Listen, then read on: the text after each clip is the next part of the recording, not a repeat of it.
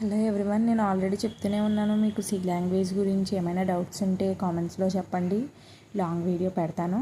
So దాని తర్వాత programme 3కి వచ్చేసరికి నేను ముందు వీడియోలో ఒకటి చూసాం కదా, జస్ట్ ఇట్లా ఫ్రెండ్స్ అనేవి నేమ్స్ అనేవి ఇట్లా లైన్గా వచ్చేసినాయి. సో స్టెప్ బై స్టెప్ కిందకి రావాలంటే మీరు లైన్ పక్కన కానీ లేకపోతే ఈ పక్కన కానీ జస్ట్ ఇది ఫార్వర్డ్ స్లాష్ కదా, బ్యాక్వర్డ్ స్లాష్ అని పెట్టి మీరు ఏం రాయాలనుకుంటున్నారో అది రాయండి. యాక్చువల్లీ మీరు ఇక్కడ ఒకటి గమనించారా, డోర్ నెంబర్ జస్ట్ మా సార్ ఏం చెప్పారంటే డోర్ నెంబర్ అనేది కరెక్ట్గా నాకు అట్లాగే ప్రింట్ అవ్వాలని చెప్పేసి, సో డోర్ నెంబర్ అట్లా ప్రింట్ అవ్వాలి. ఇది డాటర్ ఆఫ్, ఓకేనా. సో దాని తర్వాత డోర్ నెంబర్ ఎట్లా ప్రింట్ అవ్వాలంటే మనకి ఫార్వర్డ్ స్లాష్ అంటే స్టెప్ బై స్టెప్ కిందకు వచ్చేస్తుంది కదా, సో అందుకని డబుల్ స్లాష్ పెట్టుకోండి ఎప్పుడైనా అడ్రస్ ప్రింట్ చేయమంటే.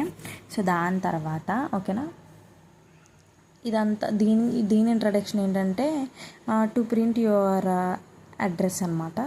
దీనికి ఏంటంటే మీ డీటెయిల్స్ ఏంటి, ఫీమేలా మేలా, దాని తర్వాత రిజిస్టర్ నెంబర్ ఏంటి, జస్ట్ దాని తర్వాత ప్రింట్ ఆఫ్ చేసేసేయండి. సో అవన్నీ ఆ రెండు కూడా హోంవర్క్ చేసేసేయండి.